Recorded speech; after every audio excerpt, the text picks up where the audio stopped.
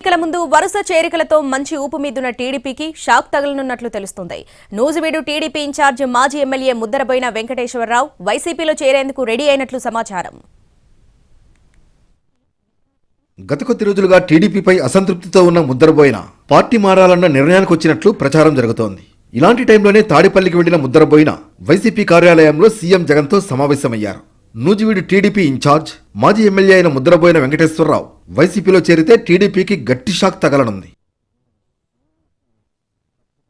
ఇటీవల వైసీపీ నుంచి టీడీపీలో చేరిన పెనమలూరు ఎమ్మెల్యే పార్థసారథికి చంద్రబాబు నాయుడు నూజివీడు టికెట్ ఖరారు చేశారు. దీంతో తనకు అన్యాయం జరిగిందంటూ ముద్దరబోయిన 2 రోజులుగా ఆవేదన వ్యక్తం చేస్తున్నారు. పార్టీ కోసం ఇంతకాలం పనిచేసిన తనను కాదని వైసీపీ నుంచి వచ్చిన వ్యక్తికి నూజివీడు టికెట్ ఖరారు చేయడంతో ముద్దరబోయిన వెంకటేశ్వరరావు పార్టీ మారేందుకు డిసైడ్ అయినట్లు తెలుస్తోంది.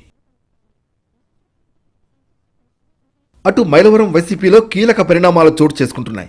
మైలవరం వైసీపీ ఇన్ఛార్జ్ సర్నాల తిరుపతిరావు యాదవ్కు సీఎంఓ నుంచి పిలుపు వెళ్లింది.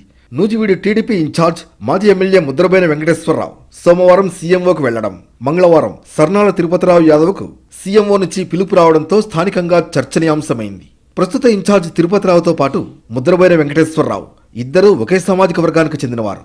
ముద్దరబోయిన పేరుపై ఐపాక్ టీం నుంచి ఇప్పటికే మైలవరం వైసీపీ నేతలకు ఫోన్లు వెళ్లినట్లు సమాచారం.